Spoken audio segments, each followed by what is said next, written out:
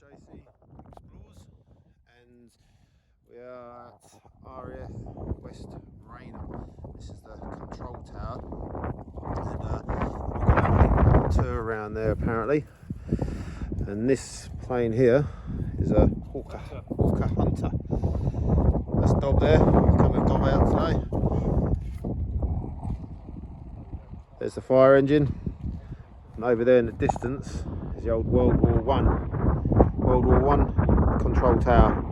So anyway, little intro there. Hopefully we can have a good look around the control tower in a minute and go from there. So let's go and investigate.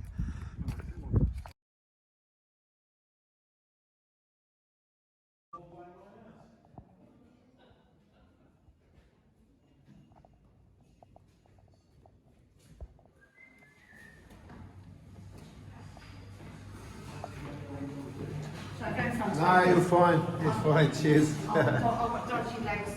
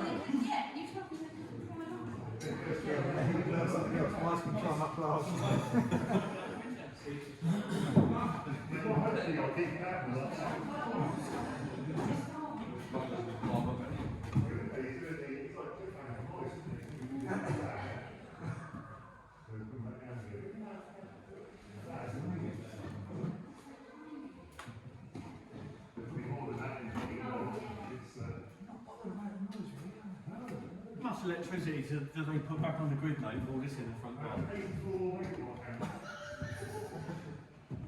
Pay for his TV as well. How are we doing this, mate? Okay, you're happy with that? You've got enough room around here. Right, okay.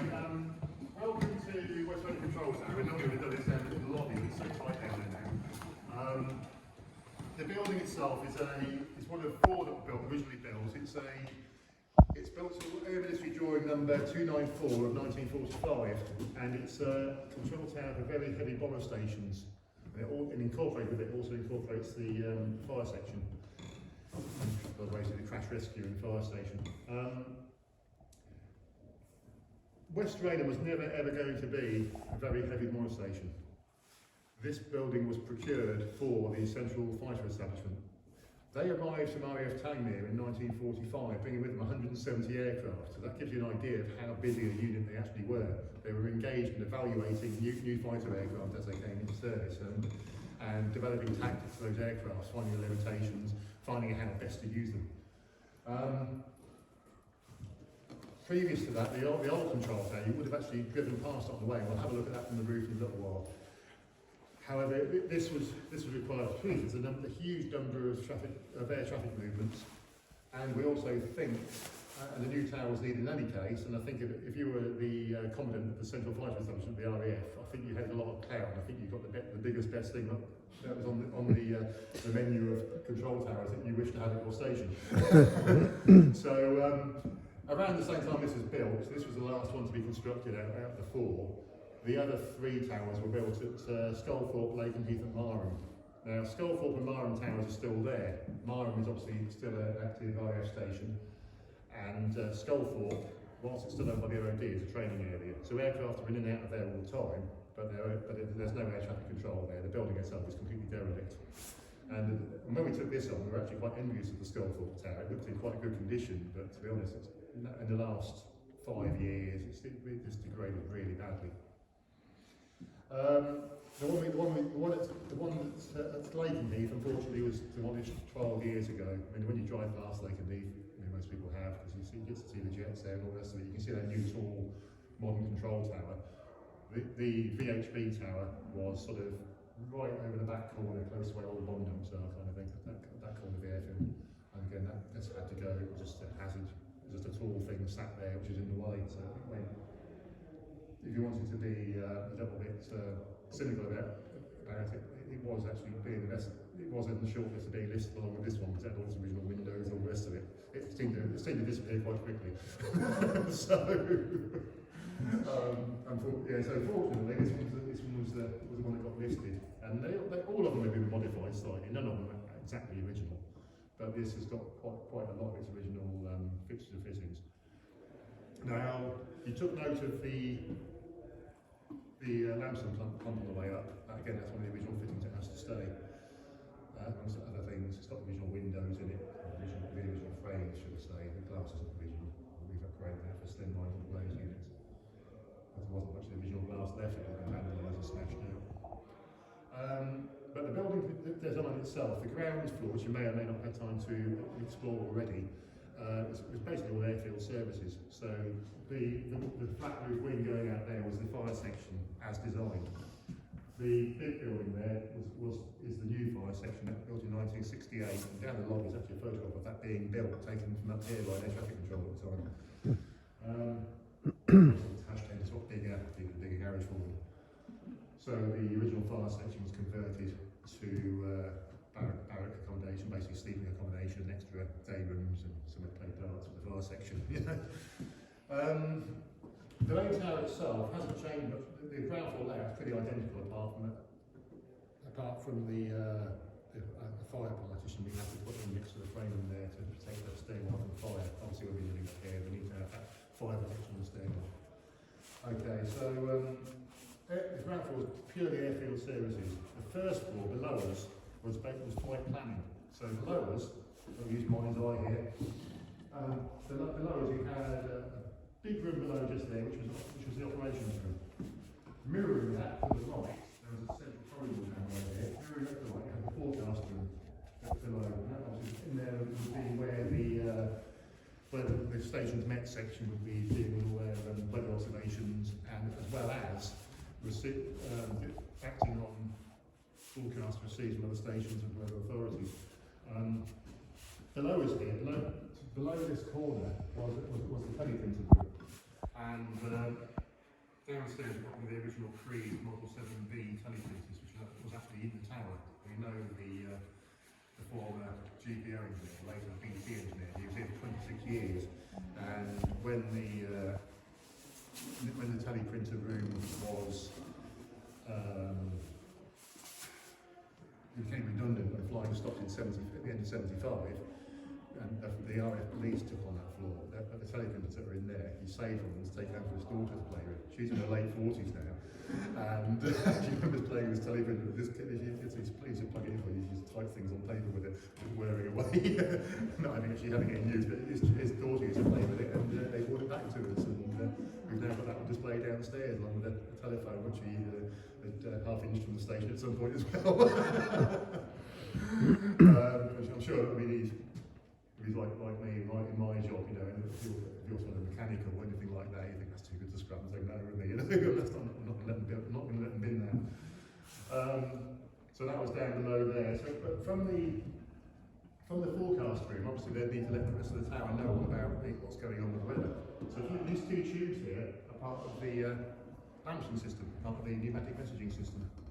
So the entry points for that are down below. There's these little capsules. There's an example of that in a cabinet down in the Heritage Collection, just behind the door as you go in. And they would put the forecast in there, shot out of the tube, and one of these tubes terminated in here.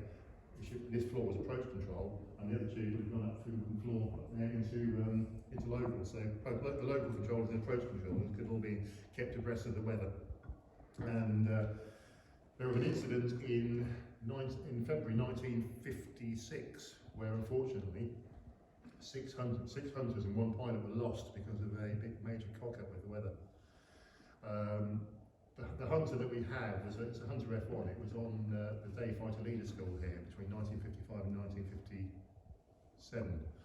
And at that same time, the Day Fighter Leader School in February 1956, they managed to lose these 6 aircraft, and that came about through a complete combination of bravado, because there was a bit of a rivalry between themselves, the Day Fighter Leader School and the All-Weather Fighter School, who were at that end. And I think that they were quite pleased as punch to get these 8 aircraft up there, 4 versus 4 dogfights training, when the All-Weather Fighter School was sort of like, stupendous, the weather doesn't look very good, not going up, but they probably made the wider decision that day. The weather closed, they got to the end of their serial, the weather closed in here, and you've got to remember that the Hunter Mark 1 only had a 50 minutes duration. And there was no air-to-air refuelling, so they had to get them down somewhere. So they'd sent them up from here, they needed to desperately land, there was no way they could get them down here. They could have got solely down on a ground control approach, but they sent them all to Marham, in the belief that Marham was totally clear, and then they could get them all down on the visual approach, where they can just like, they can see where they're going, just land, no problem at all. Obviously under control, but without the need to be talked down by radar. Unfortunately, weather closing at Marham, they managed to get 2 down, and one aircraft managed to crash landed in the field, 5 that survived. Of the other 5 aircraft, all of them just ran out of fuel and flamed out. All pilots ejected, with the exception of one who didn't manage to eject, and unfortunately squadron leader Tamilty was lost that day, one of the instructors. So 1 pilot, 6 hunters, all lost in one incident within 50 minutes. So you can imagine, so those they all came down in the woods around sort of Marham and Swaffham, so you can imagine those things falling out of the sky. You know, quite a monumental sort of cock-up, which took up parliamentary time, and questions asked as to the duration of the fighters and what went wrong. But there were some senior officers who were reprimanded over that one, and yeah, it was a. If they were to repeat that nowadays, can you imagine the controversy that they'd actually lose 6 F-35 in one day? Just the cost alone. Not forgetting the pilot that flew underneath the bridge, Tower Bridge. Yeah, of course. Yeah. He landed here and he got arrested. Yeah, Al Pollock. Yeah, that was the big incident that happened here. He wasn't favoured a month when he got back. So the first law is flight planning. And so up to the second law is all approach control. Now, approach control. See what happens straight across here now. Let's play this screen. Approach control was all this area. There was a stud wall going along here, and this wasn't here when we bought the place. This was all like a labyrinth of offices and things. The whole lot had to come out with lots of structural concrete repairs to do on the roof, and somebody had to sort out all these beams.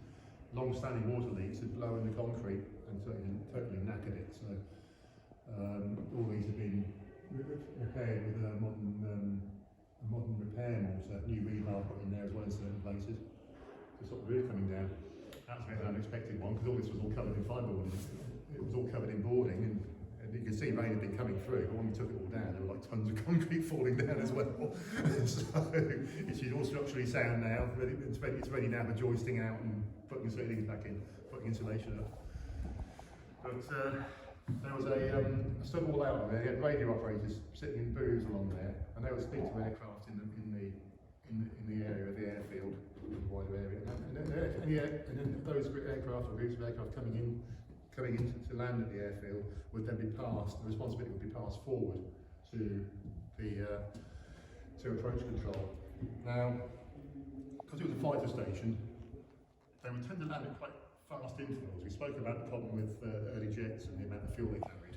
Obviously, you want to get them up quick and get them down quick. All the time they're either taking off or landing is all wasted time. You can't afford to have those jets flying around and around in the circuit, waiting to take turns to land. Otherwise, it's burning fuel, and you know, and you can't. And they need that range to intercept those Russian bombers. So they really ran quite very fast intervals. I've heard 20 seconds been mentioned by some of the gentlemen who used to work here. And the way that would be achieved is you would have a chain of aircraft coming in, they're coming one after the other into the approach. And your approach controllers would deal with aircraft at different ranges. And I don't know the exact distances, but I'll make some distances up as an example. If you imagine the first controller in a chain of discs would deal with aircraft that are on 30 miles out to 20 miles out. To his right, the next person deals with the aircraft that are 20 to 10 miles out. Then the next one deals with 10 miles down to visual, where they get passed across the main control upstairs. So aircraft comes in on approach at 30 miles out. The cards for that aircraft had been passed. Now the aircraft details literally would be on a card, and they'd be passed that controller. That card, that aircraft, his responsibility. He talks them down using his radar, gets them down, left a bit, right a bit, slow down, go faster, gets them down as far as the 20 mile controller. That responsibility is passed across the 20 mile man. Meanwhile, at 30 miles, another aircraft's coming in. Responsibility is passed from behind onto him. And then, as the aircraft comes in, you get a train of aircraft coming in, and the train controller speaking to all these aircraft, guiding them down using their radar screen, talking to them on the radio. And of course, once they're into visual range, the responsibility goes to local, and then you get them in onto the runway, and that's what they're told which way to taxi and all the rest of it. So it's quite a one-oil operation. And when the fighter stage, you do need a good number of approach controllers all working together. And I think that was the intention. Obviously, when the car was first designed in 1945, that equipment was in its infancy, and it was anticipated that you need a load of space for that equipment you've already got, but also lots of space for newer equipment. Of course, equipment's got smaller now, hasn't it? Everything's much smaller. So in later years, in the early 60s, but the approach control shrunk, and it literally got pushed into this corner.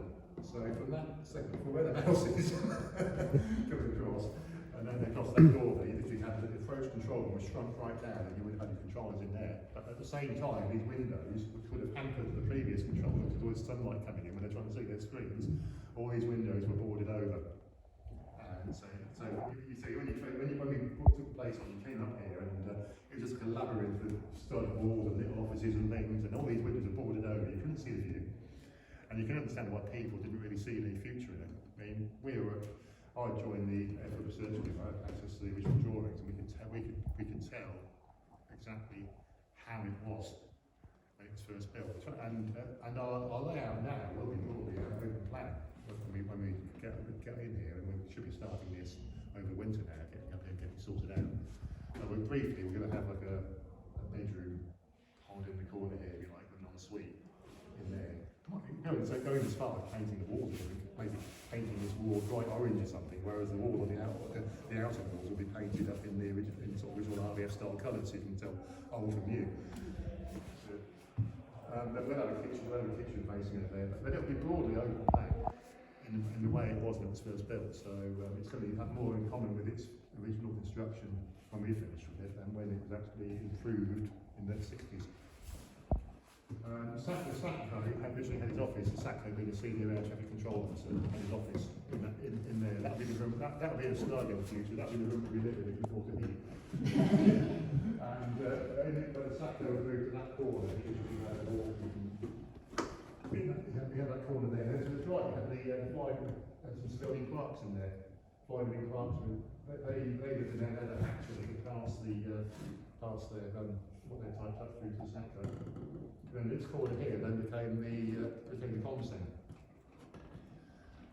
We've got a great story from a former flying wing Clark. He was here in the mid-60s at the time the Kestrel Evaluation Squadron was here. And the Kestrel was the predecessor of the Harrier jump jet. So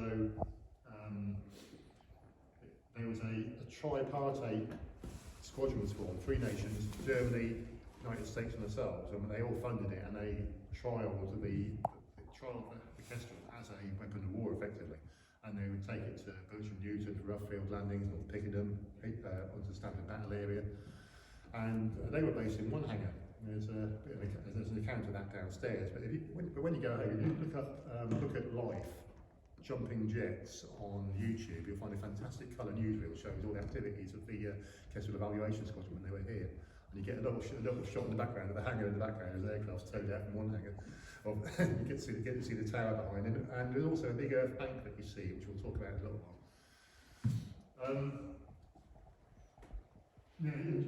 She had memories of Bill Bedford, the Hawker test pilot, flying a Kestrel around, chasing a hare across the airfield, poor old thing, but demonstrating the agility of the aircraft and its hovering. And then when he finished that, he apparently hovered around the tower, sort of looking in the offices kind of thing. But you can, but going back, and that had been of course the test pilots were treated like gods back then in the early days of jet ages. And had that been a regular RAF pilot pulling that stunt, he would have ended up in the same fate as our Pollock, of course, with his Tower Bridge incident. Moving around, the safe you see there, that's an original part of the building, part of the original design. The door to the right you see there is the old ComSend door, where which was an office which was later made in this corner, which was a station communication centre. But the safe stayed in the ComSend.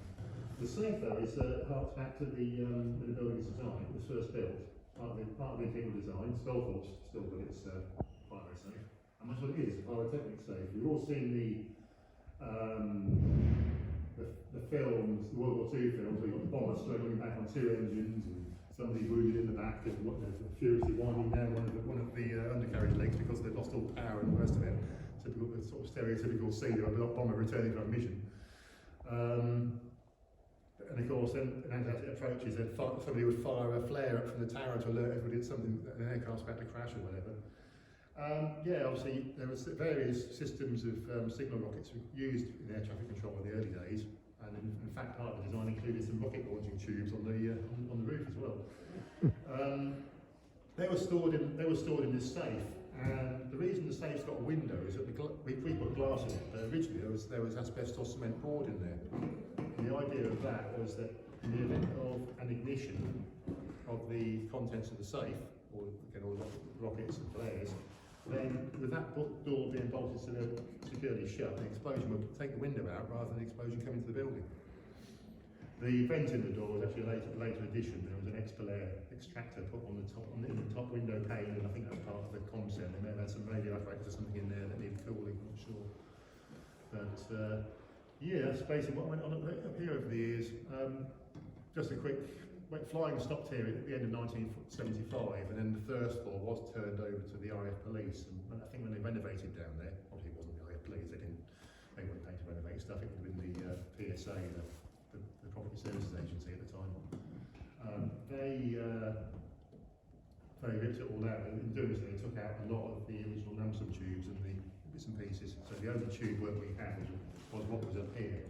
There was one bit of tube was just turned out and stopped, and there was nothing there. The other bit of tube came across and sort of came down here with an exit point on it. So we've got one exit point and a load of lengths of tube. So we've got far from a complete system. It would be nice to get a lot more of the original stuff to get it going again. But unfortunately, just a few tubes going back where they came is the best we can probably do at the moment.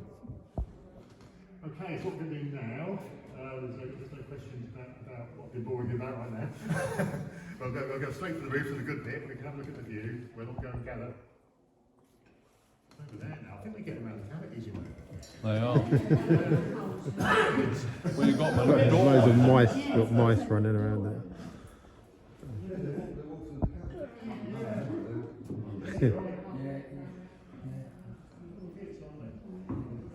Those cabins we see. No, you've got another one over there, so you've got multiples. Oh yeah, it's been an eye before. We don't spend enough time here to see these things. They're just not worried, are